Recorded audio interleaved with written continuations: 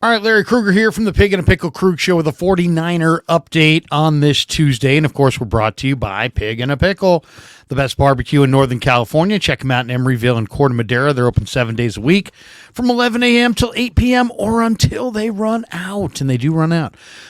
Check out Pig and a Pickle in their 2 locations. Tell them that Larry Krueger sent you. All right, we're also sponsored this week by Sharp Corners Sports Cards and Collectibles, 205 Cypress Avenue in Pacific Grove, California. Give Anthony Catania a call. He's at 831-521-5264 for all your sports collectible needs.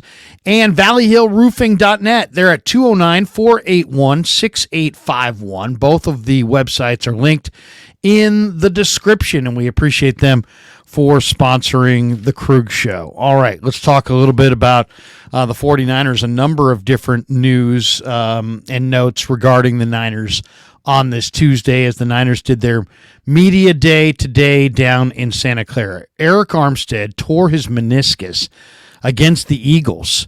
So think about when that was. He played the rest of the year through a torn meniscus and plantar fasciitis.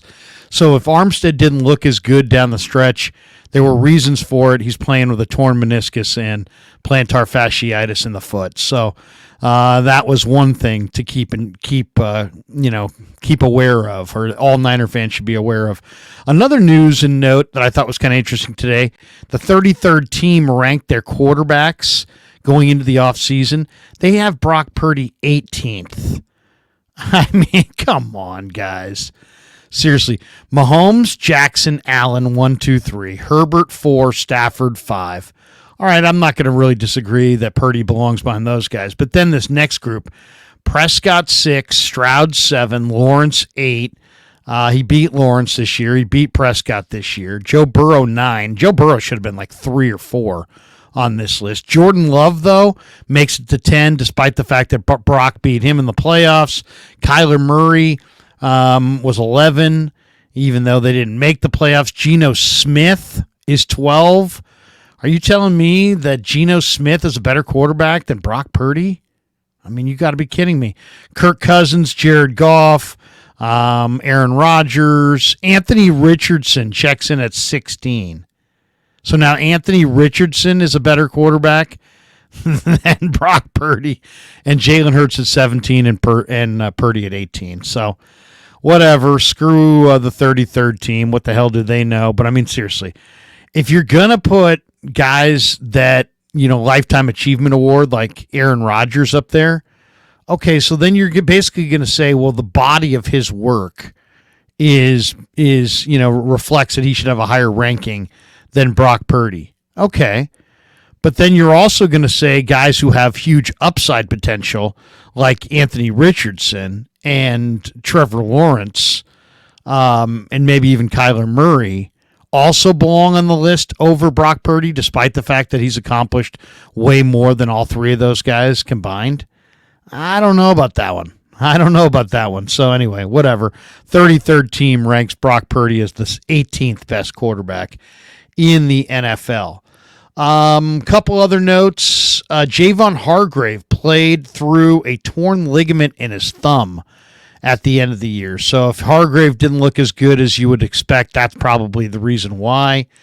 Kyle Juszczyk, who yesterday came out and said that, the 49ers didn't know the overtime rules, today came back and changed his story altogether and said, yeah, actually they did know the overtime rules. So, obviously he's covering his head coach, Kyle Shanahan. His comments yesterday made Shanahan look like he's deficient in how he coaches his team.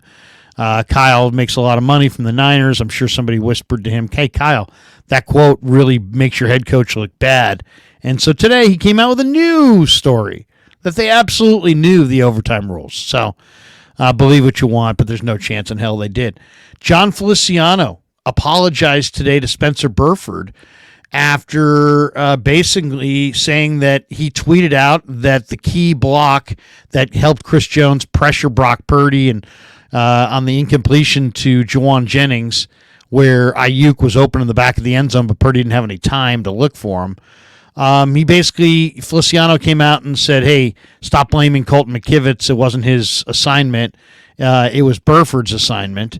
And then Burford was like, hey, man, thanks for that. And then Feliciano came back and said, it was late night tweeting and, I'd had a couple of drinks or whatever. I was hungover or whatever he said.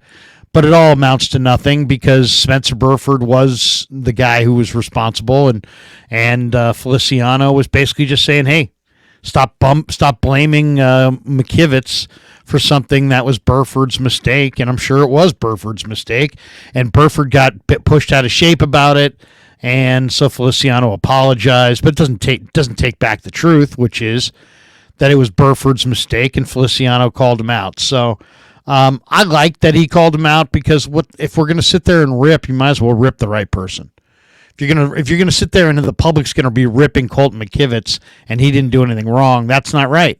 If it's unfortunate that Feliciano alerted the public that it was Burford's issue and not McKivitz's issue, but since he's right, it doesn't really matter. So yeah, some people were like, "Oh, John Feliciano's got to go." Why? For telling you the truth? I mean, that's just so preposterous. He may not be back, but it won't be because of that. The 49ers also today signed 9 players to future contracts, including Eric Harris, Sebastian Gutierrez, an offensive lineman, Spencer Wagee, Jake Tungs, the former Cal Bear, Curtis Robinson, the former Stanford linebacker, Tay Martin, Taylor Hawkins, Keemon Hall, and Sam Okoyonu. Okwaiwinu. I butchered his name, but he's a talented guy. I talked to him. Earlier this year. He's from the University of Maryland. He's a defensive lineman. So all those guys signed future contracts today, probably for the league minimum, and that just allows them to remain 49ers on the 90-man off-season roster. Kyle Shanahan said today when he was asked about Steve Wilks' future that he expects all of the Niner coaches to be back next season. So there was a lot of speculation of, how well did him and Wilks get along? Do they see eye to eye and everything? Shanahan kind of called him out after the full on, zero blitz at the end of the first half that resulted in Minnesota getting a touchdown to the rookie wide receiver Jordan Addison. So there was some question whether or not Shanahan and Wilks saw eye to eye, but according to Shanahan, all of the Niner coaches are expected to be back next season. Trent Williams has formally announced that he plans to play next season. And Brandon Aiyuk, who there's been a lot of talk from Aiyuk, that, a lot of internet back and forth between his brother saying that, he only got 3 catches in the Super Bowl and he may be elsewhere. Somebody suggested maybe the Raiders. I could see the 49ers entertaining trades for Brandon Aiyuk. It would probably take a first-round pick and then some. But are you going to pay Aiyuk, $25 million and be paying, 2 wide receivers north of $50 million combined on a team that was 32nd in the NFL in pass attempts? I'm not sure if that makes sense. So we'll see how that plays out this offseason. But Brandon Aiyuk today said that he would like to stay with the 49ers if it is the right move. And when he was asked about if it's the right move, what defines that, he said something along the lines of, if we're going to win a championship. So I don't know what's going through his head, if he wants to be a Niner or not, if it's posturing for big dollars, if he's just saying, hey, don't forget about me, don't forget about me. Also, Kyle Shanahan was asked if the whole can you win the big one and this and that, and he pushed back and said, hey, look, to get to the Super Bowl, you have to win a number of big games. So this idea that I can't win a big game is kind of a fallacy, and it just hasn't happened in the Super Bowl yet. So I feel bad for Shanahan in some ways because he is a great coach, and there's no question he's one of the NFL's better coaches, and yet, he's had some blown leads in some big games, and he's lost to some really good teams, and a lot of people are pointing the finger at him. I still don't think Jed would get rid of Shanahan for anybody at this point. He likes Shanahan. He should like Shanahan. Shanahan's been the most successful head coach the Niners have had really in a long, long time. When you think about all the success they've had in the regular season, the continued success over a 7-year period as a head coach, multiple trips to the Super Bowl, they just haven't gotten it done. They haven't gotten it done. Mahomes has been better. Reed has been better. And there's just no way around that. So there you go. There's the news and notes from Ninerland. We'll have a few more later on today because the Niners also awarded their full-on team awards, and we'll hit that in a bit. But thanks to all of our sponsors, and thanks to you guys for supporting The Krug Show on YouTube.